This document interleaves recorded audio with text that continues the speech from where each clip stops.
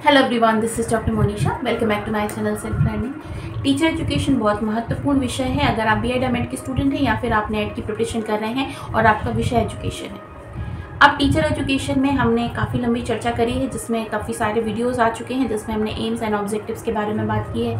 साथ ही साथ में कल हमने स्टार्ट किया था एलिमेंट्री स्टेज पर अगर टीचर बनते हैं तो उनके क्या उद्देश्य होते हैं, किस तरह से उनकी ट्रेनिंग होती है। आज हम बात करने वाले हैं सेकेंडरी स्टेज के लिए और इसके बाद हम बात करेंगे हायर एजुकेशन के लिए। सेकेंडरी स्टेज यानी कि माध्यमिक स्तर पर जो टीचर्स बनते हैं उनके क्या एम्स ऑब्जेक्टिव्स होते हैं, किस तरह से उनकी ट्रेनिंग होती है और किस तरह से उन्हें टीचर बनने के लिए तैयार किया जाता है। बहुत इंपॉर्टेंट होने वाला है वीडियो, तो लास्ट तक जरूर देखिएगा। चलिए स्टार्ट करते हैं।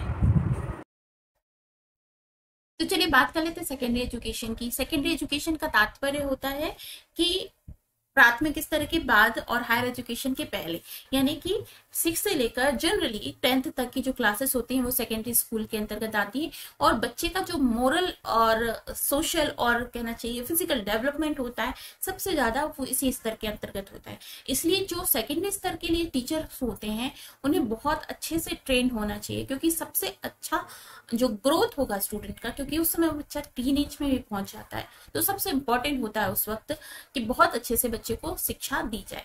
तो क्या विजन लेकर टीचिंग होती है, क्या विजन लेकर टीचर्स बनाए जाते हैं, इस वीडियो में हम इसको देखेंगे। जनरली तो टीचर एजुकेशन के एम्स मैंने आपको पहले ही बताए हैं। तो देखिए, मेनली बात कही जाए तो टीचर एजुकेशन के लिए जो डिग्री मानी जाती है वो बीएड कही जाती है। बेसिकली आपका ग्रेजुएशन होना चाहिए, ग्रेजुएशन में यानी कि स्नातक डिग्री होनी चाहिए प्लस बीएड होनी चाहिए। फर्दर उसके साथ साथ में कुछ और सर्टिफिकेशन कोर्सेस भी होते हैं। अगर आप फिर हायर एजुकेशन के लिए जा रहे हैं तो फिर एमएड की चाहिए, लेकिन सेकेंडरी के लिए जो मुख्य रूप से डिग्री की भी बात की जाती है वो है बीएड। आगे बढ़ते हैं तो विजन की बात कर लेते हैं। विजन में देखा जाए तो मुख्य रूप से ग्रेड जो है वो 6 से 10 का ग्रेड होता है टीचर्स के लिए। सेकेंडरी स्तर पे अगर हम बात करें तो सेकेंडरी टीचर एजुकेशन इसे कहा जाता है, ठीक है। और यहाँ पर subject knowledge, specific subject knowledge की बात कही जाती है। आप जिस भी विषय को पढ़ाने जा रहे हैं उस विषय में आपके पास में ग्रेजुएशन तो होना चाहिए। इंपॉर्टेंट अगर देखा जाए तो ये होना चाहिए। एजुकेशनल रिक्वायरमेंट की बात की जाए, देखिए जब हम सेकेंडरी स्तर की बात करते हैं तो सारे ही सब्जेक्ट बच्चे को पढ़ने पड़ते हैं, जिसमें हर एक विषय आ जाता है। हिंदी भी आ जाता है, मैथमेटिक्स भी आ जाता है, साइंस भी आ जाता है। सभी विषय, जो भी आप विषय के शिक्षक बनना चाहते हैं या उसकी विषय की स्पेसिफिक ट्रेनिंग आपको लेना चाहिए तो उसमें आपको ग्रेजुएशन होना चाहिए प्लस उसके बाद में जो भी बीएड जैसी डिग्री होनी चाहिए। इसके बाद कहें तो पेडागोजिकल ट्रेनिंग, सबसे महत्वपूर्ण बात आ जाती है पेडागोजिकल ट्रेनिंग। यहाँ पर यह सिखाया जाता है कि आप टीचर्स बन रहे हैं, आपको टीचर एजुकेशन प्रोवाइड की जा रही है, तो उसके पीछे मुख्य रूप से क्या उद्देश्य लेकर आपको पढ़ाई करनी है टीचर बनने के लिए। टीचर जो होता है वो कहा जाता है कि अगर टीचर अच्छा हुआ ना तो देश का भविष्य उसके हाथ में होता है, क्योंकि वो आने वाले भविष्य को तैयार कर रहा होता है अपनी क्लासरूम में। तो पेडागोजिकल ट्रेनिंग की जो जरूरत है या फिर उसके गोल्स हैं वो किस उद्देश्य को लेकर बनाए जाते हैं। तो पहले तो एक्सेस टू एजुकेशन, सबसे पहले एजुकेशन जो है वो सभी को एक्सेस हो, सभी के लिए उपलब्ध हो। दूसरी बात में enhance teaching learning process, school में सबसे अच्छे से टीचिंग लर्निंग की प्रोसेस कंटिन्यूसली हो सकती है, तो उसको इनहेंस किया जा सके। इंक्लूसिव एजुकेशन की बात की जाए, मतलब समग्र शिक्षा की बात कही जाती है कि जितने भी स्टूडेंट्स हैं सभी एक साथ एक ही जगह पर एक ही छत के नीचे पढ़ें, चाहे वो किसी भी प्रकार की डिसेबिलिटीज के शिकार हो, ब्रिलियंट स्टूडेंट्स हो, डल स्टूडेंट्स हो, फिजिकली इसी तरह से वीक स्टूडेंट हो या मेंटली वीक स्टूडेंट हो, सभी एक साथ एक जगह पर पढ़ें। इक्विटी इन एजुकेशन मतलब समता की भावना एजुकेशन में बढ़ाई जा सके। और इसके साथ साथ में जो महत्वपूर्ण पार्ट होता है इवेल्युएशन और मॉनिटरिंग, इसको भी इम्प्रूव किया जा सके, ठीक है। तो जब हम टीचर एजुकेशन की बात करें सेकेंडरी स्तर पर तो देखिए सब्जेक्ट स्पेसिफिक नॉलेज तो सबसे इंपॉर्टेंट है कि जिस भी विषय को आपको पढ़ाना है उसका सब्जेक्ट स्पेसिफिक नॉलेज आपको मिलना चाहिए। कैसे उसे पढ़ाया जा सकता है, उस विषय को पढ़ाने के लिए कौन कौन सी शिक्षण विधियां हैं उसका उपयोग किया जाता है, उसकी जानकारी आपको होनी चाहिए। पेडागोजिकल टेक्निक आप जाने, जिसके अंतर्गत माइक्रो टीचिंग भी आता है, क्लासरूम मैनेजमेंट भी आता है, स्ट्रेटेजी किस तरह से आपको बनानी है, लेसन प्लान कैसे बनाना है, लैब कैसे कंट्रोल करना है, इवेल्युएशन कैसे करना है, असेसमेंट कैसे करना है, क्वेश्चन पेपर कैसे बनाना है, ये सारी चीजें आपको पेडागोजिकल टेक्निक के अंतर्गत ही सिखाई जाती है। स्ट्रेटेजीज कैसे बनानी है, जैसे कि अगर आपको बच्चों को टूर पे ले जाना है, या फिर लैब में आपको प्रैक्टिकल करवाने हैं, किसी तरह की एक्स्ट्रा करिकुलर एक्टिविटी करवानी है, तो उसके लिए स्ट्रेटेजी आपको कैसे बनानी है। ठीक है, नेक्स्ट आ जाता है teacher education program at this stage often include course on instructional method. ठीक है, instructional method, classroom management and educational psychology, ये तीनों ही चीजें बहुत महत्वपूर्ण होती हैं। क्यों महत्वपूर्ण होती है? पहली बात तो आपको इंस्ट्रक्शनल मेथड सीखना है, किस तरह से बच्चों को निर्देशित करना है। क्लासरूम मैनेजमेंट के अंतर्गत सब कुछ आ जाता है, चॉक, डस्टर, बोर्ड और बेंच से लेकर क्लासरूम किस तरह से डिजाइन होगा, ये सारी चीजें, स्टूडेंट्स किस तरह से बैठेंगे, अटेंडेंस कैसे ली जाएगी, ये सब कुछ क्लासरूम मैनेजमेंट के अंतर्गत आता है। ये सब कुछ आपको सिखाया जाता है। स्टूडेंट्स अलग अलग प्रकार के हैं, तो अलग अलग उनकी बिहेवियर होते हैं, उनकी साइकोलॉजी अलग अलग होती है। एक टीचर को सारे स्टूडेंट्स को समता की भावना से देखना है, तो सभी की साइकोलॉजी को भी बहुत अच्छे से समझना है।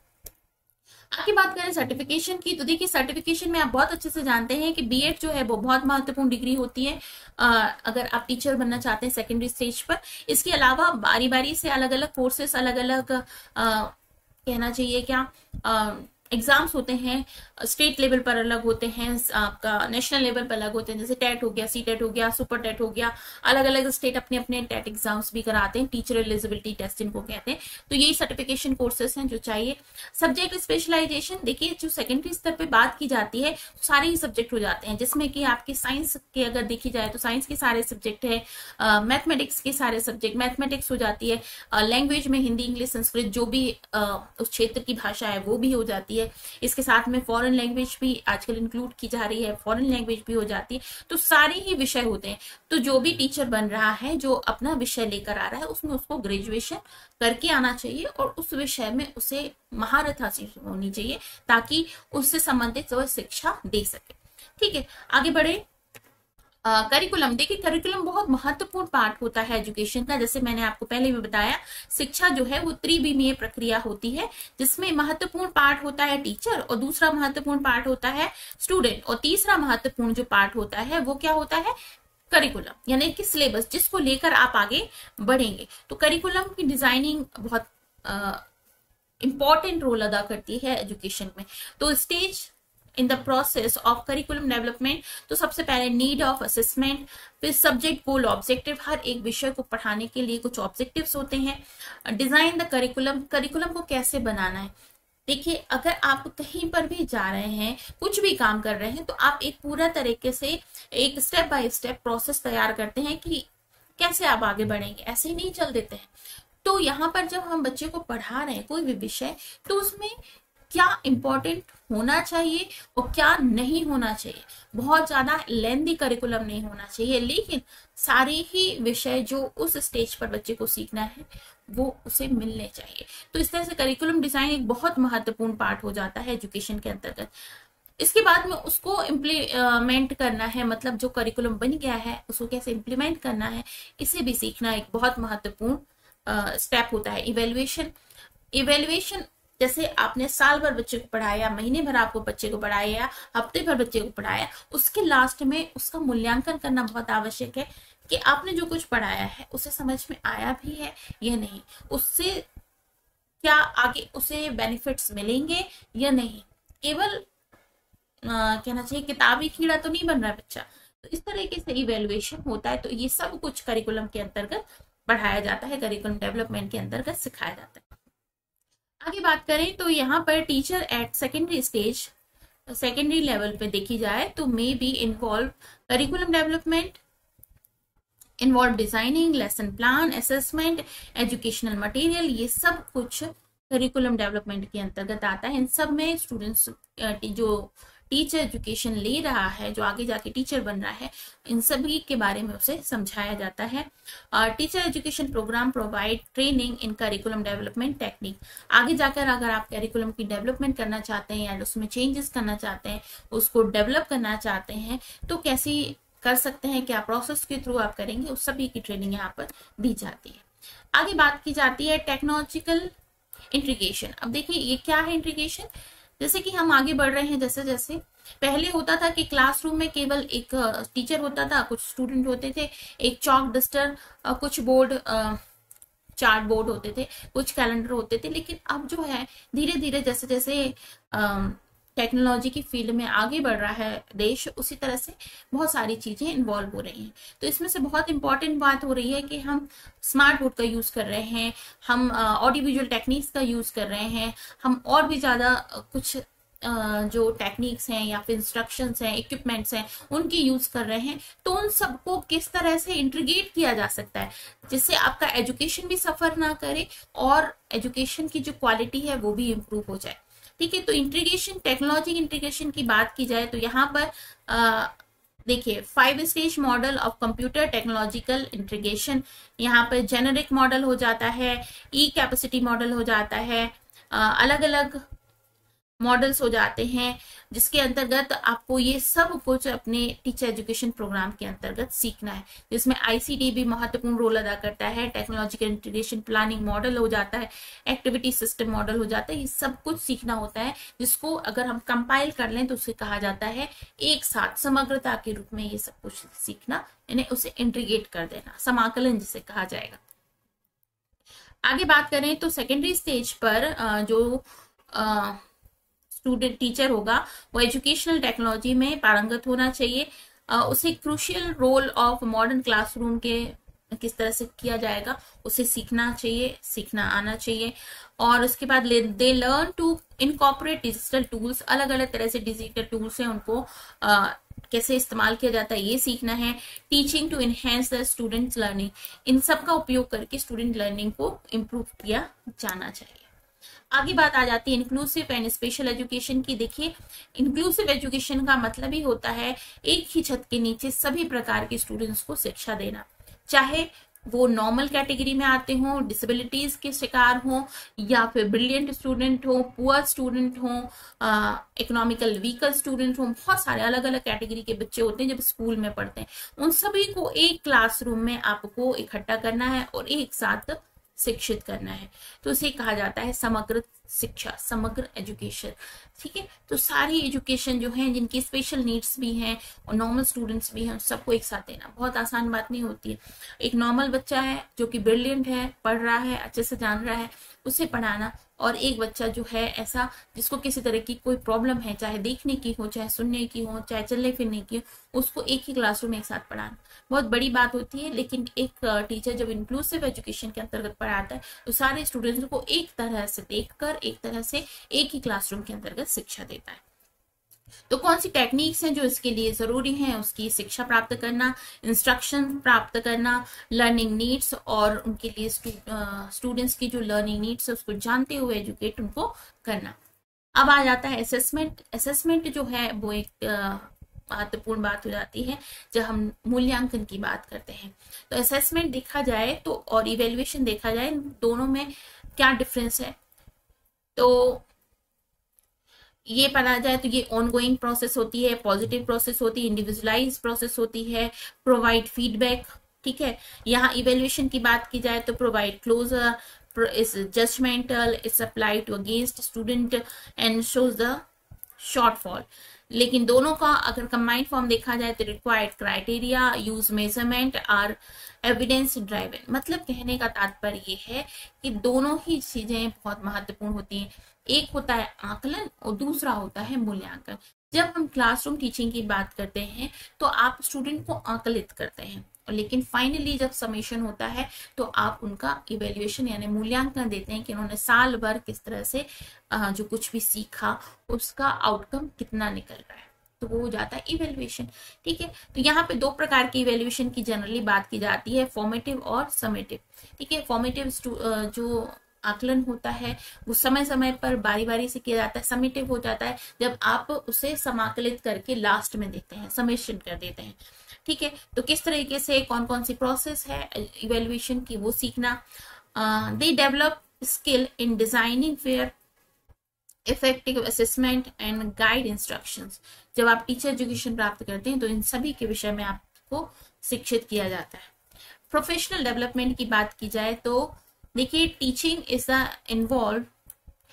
Evolving profession and secondary teacher must commit ongoing professional development. देखिए प्रोफेशनल तो है ही, अगर आप घर पे किसी बच्चे को ऐसे ही पढ़ा रहे हैं वो एक तरह से इनफॉर्मल प्रोसेस हो गई। लेकिन आप अगर किसी क्लासरूम में किसी स्टूडेंट को पढ़ा रहे हैं, किसी क्लास के एक पर्टिकुलर सिलेबस में रहकर आप उसे पढ़ा रहे हैं, तो ये एक प्रोफेशनल कोर्स हो जाता है। तो प्रोफेशनल डेवलपमेंट की यहाँ पर बात की जाती है।